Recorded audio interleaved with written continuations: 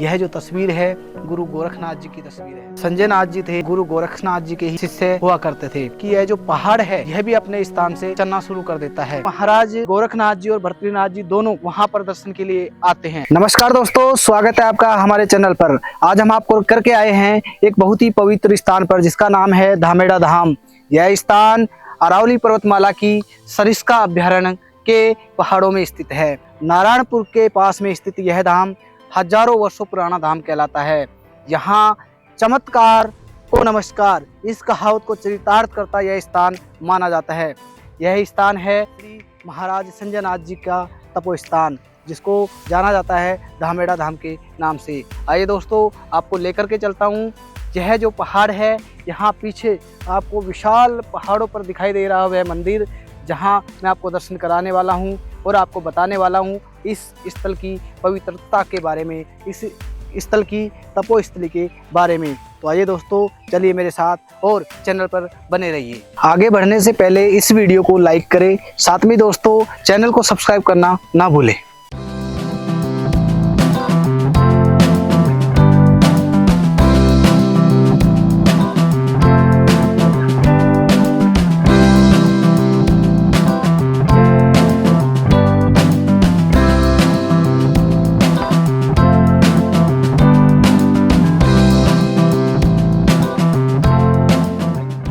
विशाल पहाड़ी को चढ़ करके हम पहुंच चुके हैं धामेड़ा धाम के बिल्कुल नजदीक। जहां तक दोस्तों हम साधन से आए हैं, परंतु दोस्तों अब यहां से आगे पैदल ही हमें जाना होगा, क्योंकि यहां से लगभग 100 से 125 सीढ़ियां बनी हुई हैं जिनको चढ़ करके हमें जाना है। और ऊपर वह जो हमें दिखाई दे रहा है धामेड़ा धाम, यानी कि 1008 महाराज संजय नाथ जी के मंदिर पर हमें पहुंचना है। आइए दोस्तों, चलते हैं अब इन सीढ़ियों को चढ़ते हुए और दर्शन करते हैं महाराज संजय नाथ जी के।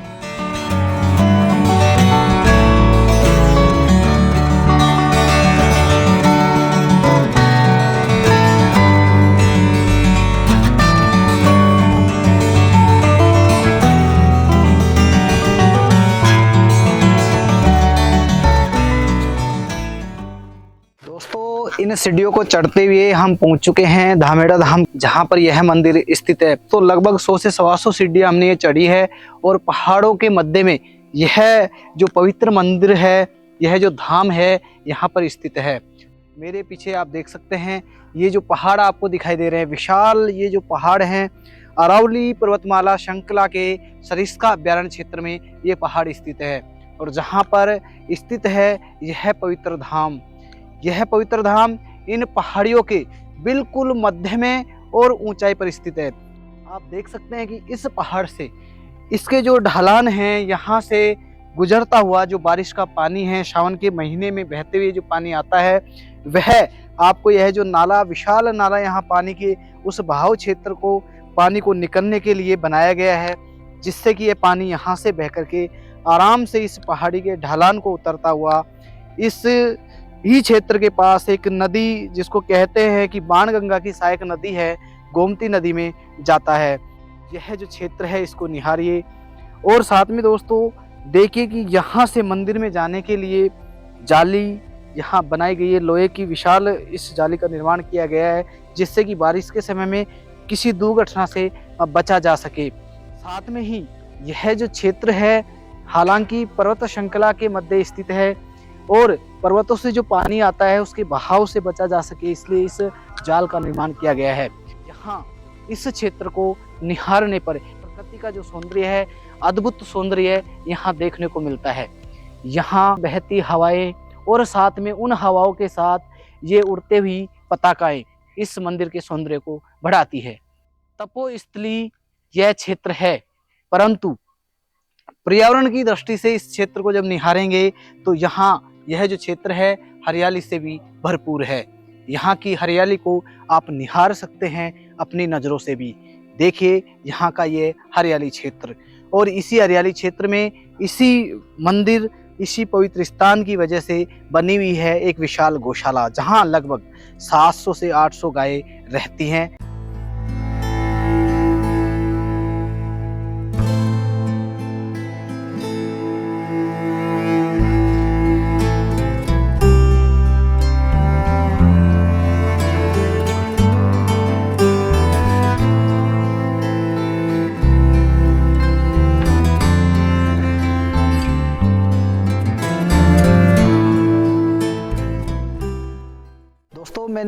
की प्रकृति के बारे में आपको बताया। अब आपको लेकर के चलता हूं कि जिसकी वजह से यह स्थान जाना जाता है, जहां लोग यहां दर्शन के लिए आते हैं। इस धाम की पवित्रता, तपोस्थली की वजह से यहाँ लोग आते हैं। सबसे पहले मैं यहाँ के जो संत हुए हैं, लगभग 1000 से 1200 साल पहले यहाँ जो संत हुए हैं, श्री श्री 1008 श्री संजय नाथ जी महाराज, उनकी मैं इस धूने के दर्शन आपको कराना चाहूँगा। आइए दोस्तों, सामने ये जो धूना है, अनवरत उस समय से यह धूना, ये प्राचीन धूना है जो आज तक यहाँ है। एक महाराज के बाद दूसरे महाराज जी इस धूने पर तपते हैं, जिससे ये जो धूने हैं ये हमारे यहाँ श्रद्धा का केंद्र होते हैं। इसके बाद मैं आपको दिखाना चाहूँगा जो पीर संजय नाथ जी की जो अखंड ज्योत है। ऐसा कहते हैं कि जहाँ तपस्या होती है, जो धाम कहलाते हैं, वहाँ पर अखंड ज्योत हमेशा अनवरत रूप से जलती रहती है। देखिए दोस्तों, दर्शन करिए, यह है अखंड ज्योत जो अनवरत रूप से लगभग उस समय से आज तक अनवरत इसी प्रकार से जलती रहती है। आगे बढ़ते हैं और आपको कुछ इस जो पहाड़ है, यहाँ की जो तपस्या है, उसके बारे में बताते हैं। दोस्तों, आप एक तस्वीर को निहार रहे होंगे। यह जो तस्वीर है गुरु गोरखनाथ जी की तस्वीर है। दोस्तों, ऐसा कहते हैं कि जो महाराज संजय नाथ जी थे, गुरु गोरखनाथ जी के ही शिष्य हुआ करते थे। ऐसा बताते हैं कि इनकी तपस्या, इनकी प्रकृति प्रेम इतना अद्भुत था कि यहाँ ये गायों का पालन पोषण है वो किया करते थे, गायों को पाला करते थे। परंतु दोस्तों, यहाँ पर इन्होंने तपस्या भी करी थी और तपस्या करते हुए पशु जो पक्षी प्रेम है इतना दृढ़ हो गया था कि यहाँ के जो निर्जीव वस्तुएं भी हैं वो इनसे प्रेम करती थी। एक ऐसा प्रचलन की कहानी है, ऐसा बताते हैं, ऐसा कहते हैं लोग कि यह जो पहाड़ मेरे पीछे दिखाई दे रहा है, इसी स्थान पर बैठ कर के महाराज तपस्या किया करते थे। और उनकी तपस्या की वजह से, उनके आलिंगन की वजह से यह पहाड़ इतना महाराज जी के प्रति प्रेम हो गया था, महाराज जी से पहाड़ का भी, कि जब महाराज जी इस स्थान से दूसरे स्थान पर जाने लगे तो ऐसा बताते हैं दोस्तों कि यह जो पहाड़ है यह भी अपने स्थान से चलना शुरू कर देता है। तब महाराज जी इस पहाड़ को समझाते हैं और ऐसा कहते हैं कि इसको रोकने के लिए महाराज जी ने अपने हाथ और जो पैर का अंगूठा है वो भी लगाया था। ऐसा बताते हैं यहीं पर वो महाराज जी के जो अंगूठा है और घुटना है उसके निशान भी यहाँ पर बने हुए हैं। एक ऐसी घटना घटी कि महाराज जी को माँ भारती को आह्वान करके बुलाना पड़ा, और जब माँ भारती आई तो महाराज जी ने उनसे एक ऐसी विशेष चीज़ मांगी, जिससे महाराज जी ने कहा कि माताश्वरी, मुझे यहाँ से किसी दूसरे स्थान पर जाने के लिए भूमिगत रास्ता चाहिए। तब माँ भारती ने उन्हें रास्ता दिया था। दोस्तों, सामने एक गुफा आपको दिखाई दे रही है, यह उस समय महाराज जी के द्वारा माँ भारती से मांगा हुआ एक वर था। यह एक गुफा है और जो अति गहराई में आपको दिखाई दे रही होगी। दोस्तों, ऐसा बताते हैं कि इस गुफा से दो रास्ते निकलते हैं।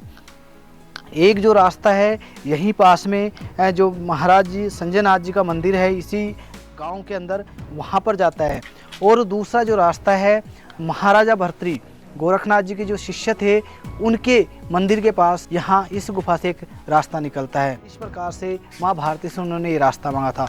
आइए दोस्तों, प्रकृति का प्रेम का और प्रकृति का एक अनूठा दृश्य मैं आपको दिखाने वाला हूँ, चलिए मेरे साथ।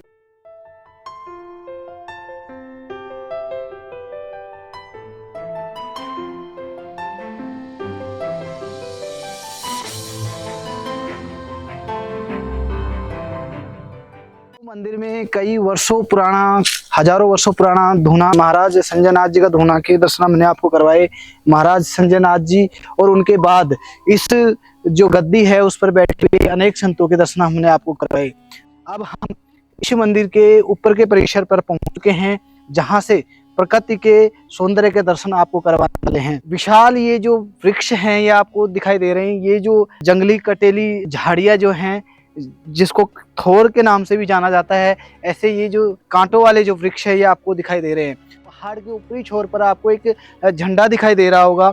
यहाँ के लोग बताते हैं कि इस विशाल पहाड़ के ऊपर भी महाराज जी के द्वारा एक गौशाला का निर्माण किया गया है, जहाँ गाय रहती हैं और वहाँ पर भी धूना बना हुआ है, वहाँ भी तपस्या स्थल है। ऊंचाई बहुत ही अधिक है, वहाँ जाना दुर्लभ सा है, परंतु दोस्तों यहाँ से हम आपको वो स्थान दिखाने वाले हैं। तो इस पहाड़ को निहारिए। इस पहाड़ को देखने के बाद आपको दिखाई दे रहा होगा कि ये जो पाइपलाइन है, शायद यहाँ पर पानी की उत्तम व्यवस्था होगी, जिसके द्वारा पाइपलाइन बिछाई गई है, पानी की यहाँ व्यवस्था की गई है। इस पहाड़ को निहारिए, कितने विशाल ये जो पत्थर के टुकड़े हैं आपको दिखाई दे रहे हैं। ऐसा बारिश के समय में यहाँ से ये पत्थर बारिश के पानी के साथ टूट करके नीचे बहते हुए आते हैं। अनुमान लगाया जा सकता है कि कितनी विशाल मात्रा में पानी इन पहाड़ों से नीचे उतरता होगा और इस क्षेत्र में बह करके जाता होगा।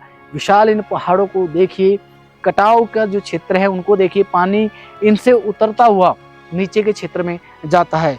ये जो विशाल पत्थर बह करके आए हैं, इससे अंदाजा लगाया जा सकता है कि पानी का जो बहाव का जो गति है वो बहुत ही अधिक रहती होगी। इसीलिए महाराज जी ने इस जगह पर विशाल एक नाला बनवा दिया है और उसके ऊपर से जाल बनवाया गया है। अब मैं आपको इस स्थान की इतिहास की कुछ तथ्यों को बताने वाला हूँ। जानते हैं कि यहाँ पर ऐसा क्या घटना घटित हुई होगी जिससे यहाँ महाराज संजय नाथ जी को तपस्या करनी पड़ी। कहते हैं कि कई हजारों वर्ष पहले महाराज जी नाम करके बालक संजय नाथ जी हुआ करते थे, जो इस क्षेत्र में गाय चराने का कार्य किया करते थे। एक दिन एक ऐसी घटना घटी कि यह जो क्षेत्र है, इसके पास में ही एक गांव है, बिलाड़ी गांव, जहां पर माता शीतला माता का मंदिर स्थित है। हजारों वर्ष पहले यहाँ पर महाराज गोरखनाथ जी और उनके शिष्य महाराज भर्तृनाथ जी, जो कि यहाँ पर सरिस्का जो अभ्यारण्य क्षेत्र है, वहाँ पर महाराज भर्तृ जी का विशाल मंदिर बना हुआ है। भर्तृ जी महाराज जी के बारे में अधिक जानकारी के लिए आप हमारे इस वीडियो के आई बटन पर क्लिक करके देख सकते हैं। तो दोस्तों होता क्या है कि महाराज गोरखनाथ जी और भर्तृनाथ जी दोनों उस जो माता शीतला जी का जो मंदिर है, वहाँ जो मेला भरता था, वहाँ पर दर्शन के लिए आते हैं। वो इस क्षेत्र से गुजर रहे थे तो उन्होंने देखा कि एक बालक यहाँ गाय चरा रहा है। तो महाराज गोरखनाथ जी भर्तृ जी से कहते हैं कि आइए हम बालक से मिलेंगे। वो उस बालक के पास जाते हैं और कहते हैं कि बालक, हमें दूध पीना है, गाय का दूध पीना है, गौ माता का दूध पीना है। बालक कहता है कि महाराज ये तो संभव नहीं है, क्योंकि मेरे पास जितनी गायें हैं उनमें से दूध देने वाली गाय कोई सी भी नहीं है, क्योंकि कोई भी गाय ब्याई हुई नहीं थी। महाराज जी फिर हट करते हैं कि नहीं बेटा, दूध हमें गाय का ही पीना है और आप हमें पिलाओगे। बालक फिर से कहता है महाराज जी मैं दूध कैसे पिलाऊंगा, दूध देंगी ही नहीं गाय। तब महाराज जी उसकी पीठ पे हाथ रखते हैं, कहते हैं बेटा जा और गाय का दूध निकाल के लेके आ। बालक मन ही मन सोचता है कि करूं तो क्या करूं। महाराज जी कह रहे हैं गाय का दूध पीना है, गाय दूध देती नहीं है। फिर बालक ने मना किया, महाराज जी दूध नहीं पिला पाऊंगा। महाराज गोरखनाथ जी ने पुनः बच्चे पर हाथ रखा और कहा कि बेटा मैं कह रहा हूं, आप जाइए और गाय माता का दूध लेकर के आइए। बालक ने मन ही मन सोचा कि हो सकता है ये भी तपस्वी लोग हैं, क्या इनके मन में चल रहा होगा। तो बालक वहां से जाता है और अपनी गायों के पास जाकर के गाय की पीठ पे हाथ रख करके दूध निकालने के लिए बैठ जाता है। दोस्तों ऐसा कहते हैं कि गाय ने भरपूर दूध दिया, बाल्टी भर के दूध दिया। बालक दूध लेकर के आता है, महाराज गोरखनाथ जी और भर्तृ जी दूध को पीते हैं, उसके बाद भी दूध बच जाता है। तब उस बालक को दूध पिला देते हैं और वह मेला देखने के बाद महाराज गोरखनाथ जी और भर्तृ जी पुनः वापस लौटते हैं। तो उस बालक को बोलते हैं कि बेटा तू इस स्थान पर बैठ जा, मैं 12 साल बाद आऊंगा और तुझे अपना शिष्य बना लूंगा। हालांकि बालक के मन में भी ये चल रहा था कि ये अद्भुत महाराज हैं, बहुत ही चमत्कारी महाराज हैं और मुझे भी इनकी तरह ही बनना है। बालक उनकी बात मान लेता है और इसी स्थान पर बैठ जाता है। बैठे बैठे इस क्षेत्र में इतना समय बीत जाता है कि एक बहुत लंबे समय के बाद महाराज गोरखनाथ जी का सिंहासन हिलने लगता है, उनकी जो गद्दी है वो हिलने लगती है। महाराज गोरखनाथ जी को एहसास हुआ कि कोई तो ऐसी घटना है जिससे मुझे कुछ ना कुछ अलग लग रहा है। तब उन्हें वो विषय याद आता है कि मैंने किसी बालक को बैठने के लिए बोला था। इस घटना से पहले उस बालक के बैठने के बाद 12 सालों के अंतराल में ऐसा हुआ कि वह जो बालक जहाँ बैठा हुआ था उस पर दीमक चढ़ गई। उसका पूरा शरीर दीमक की मिट्टी से मिट्टी जैसा बन गया, पहाड़ जैसा बन गया। महाराज गोरखनाथ इस स्थान पर आते हैं और यहाँ आकर के उसको देखते हैं, वह दीमक का एक बना हुआ था। तब महाराज जी ने अपने कमंडल से पवित्र जल के छींटे उस पर मारे। इस प्रकार से महाराज संजय नाथ जी को पुनः नया जीवन मिल गया। तब महाराजा गोरखनाथ जी ने कहा, अब तुम्हें इस क्षेत्र में लोगों की सेवा करनी है, इसी जगह पर बैठ करके, और यहाँ के लोगों के दुख दर्द को बांटना है।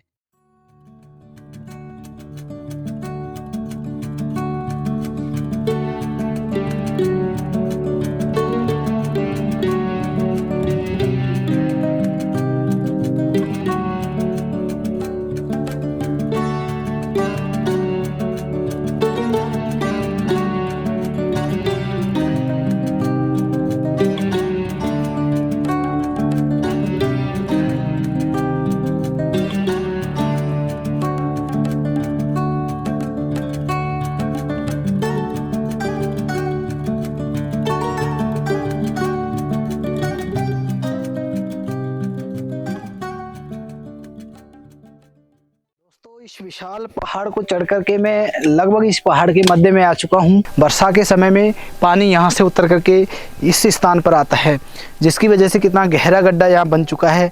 इस गड्ढे से होकर के पानी नीचे उतरता है। अब मैं आपको इन विशाल और सुंदर में मनमोहक पहाड़ों के बीच में इस क्षेत्र का एक, ऐसा कहते हैं कि इस क्षेत्र की ऐतिहासिक बात भी वो हो सकती है।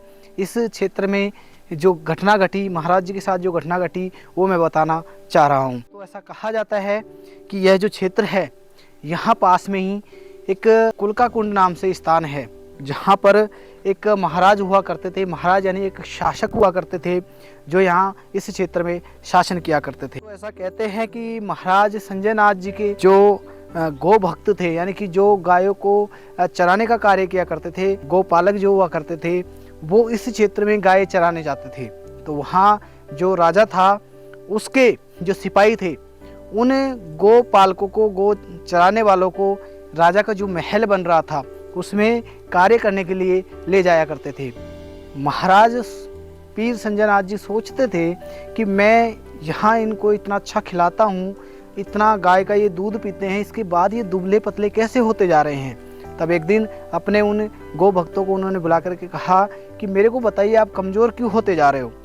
तब उन भक्तों ने कहा, महाराज हम आपको नहीं बता सकते, अगर हमने आपको बताया तो वो राजा हमको मार देगा। तब महाराज जी ने कहा कि मुझे बताइए। तब बड़ी मुश्किल से उन्होंने बताया कि महाराज जी हमसे इस प्रकार से कार्य करवाते हैं। राजा का जो महल है वो 3री मंजिल का निर्माण कार्य जारी था। तब महाराज जी ने कहा कि मुझे भी आपके साथ चलना है, मैं भी वहां पर चलना चाहता हूँ। महाराज उन दोनों गौ भक्तों के साथ वहां चले जाते हैं।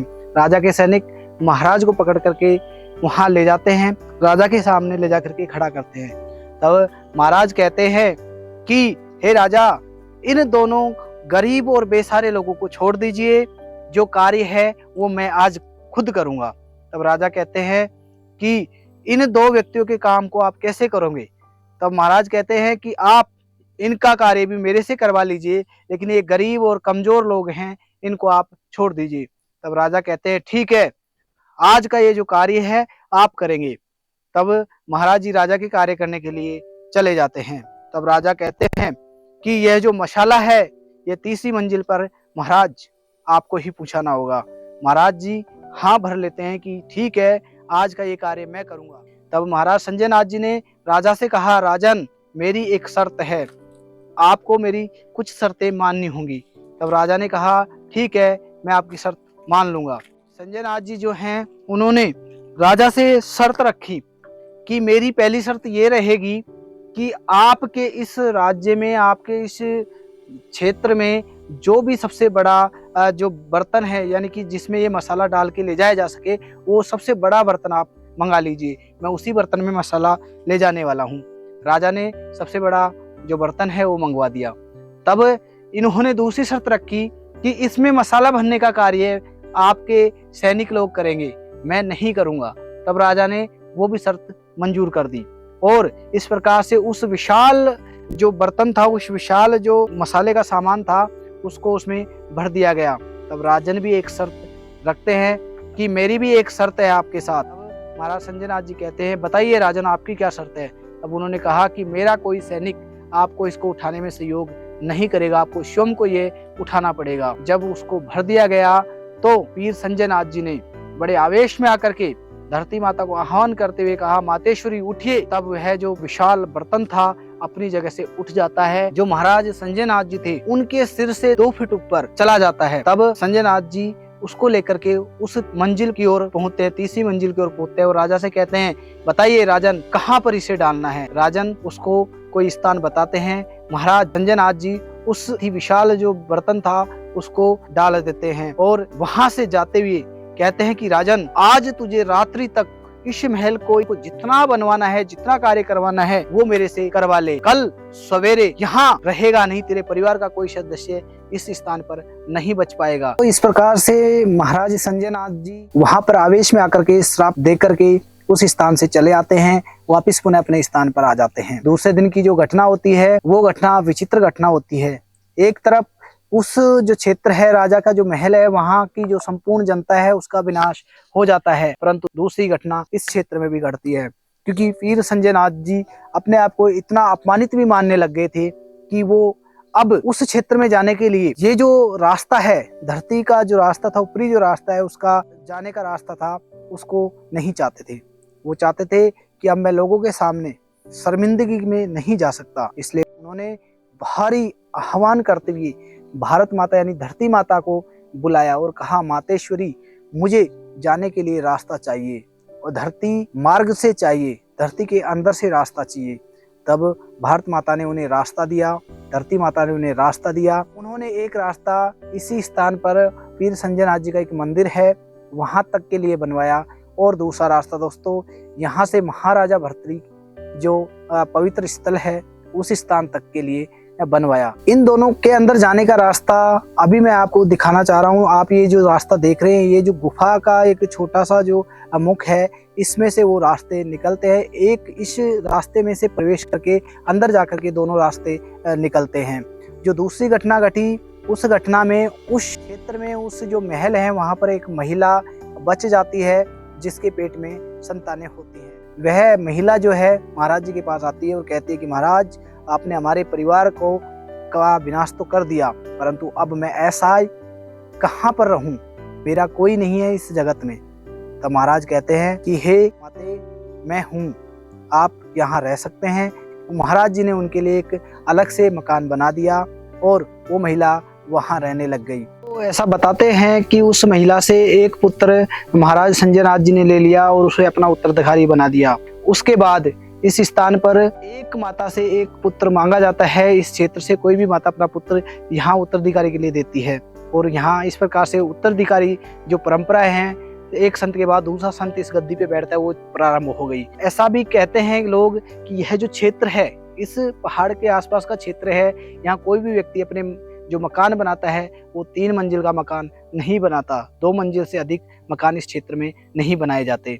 महाराज जी के द्वारा यहाँ एक विशेष कार्य, यहाँ के जो उत्तराधिकारी हैं उनके द्वारा एक विशाल गौशाला भी इस क्षेत्र में बनाई गई है। गौ माता के पालन के लिए 2 स्थानों पर यहाँ गौशालाएं चलती हैं। एक इस पहाड़ के जो ऊपरी क्षेत्र है वहाँ पर गौशाला स्थित है। दूसरा दोस्तों मेरे बाईं ओर आपको एक पेड़ों का एक विशाल गौशाला आपको दिखाई दे रही है। यहाँ भी अनेकों गौ माताएं रहती हैं जिनका यहाँ पालन पोषण किया जाता है। इस प्रकार से महाराज जी की प्रेरणा से यहाँ गौशालाएं चलती हैं। यहाँ गौशाला के लिए एक ट्रस्ट भी बना हुआ है। यह स्थान इस पहाड़ी के मध्य में एक प्राकृतिक सौंदर्य के रूप में तो जाना जाता ही है, परंतु धामेड़ा धाम एक तपोस्थली भी है। वह तपोस्थली जो महाराज भर्तृहरि से जुड़ी हुई है, वह तपोस्थली जो महाराज गोरखनाथ जी से जुड़ी हुई है, जो कि है हजारों वर्ष पुरानी। आज आपने यह बहुत ही सुंदर, मनोरक और धार्मिक स्थान धामेड़ा धाम देखा। इस प्रकार के अनेक वीडियो देखने के लिए आप हमारे इस चैनल पर बने रहिए। साथ में ही हमारे चैनल को लाइक एंड सब्सक्राइब करना ना भूलें। अनेकों प्रकार के इस प्रकार के वीडियो देखने के लिए आप हमारे इस वीडियो के डिस्क्रिप्शन में भी देख सकते हैं। साथ में ही प्ले लिस्ट में जाकर के आप अनेक स्थानों की वीडियो देख सकते हैं।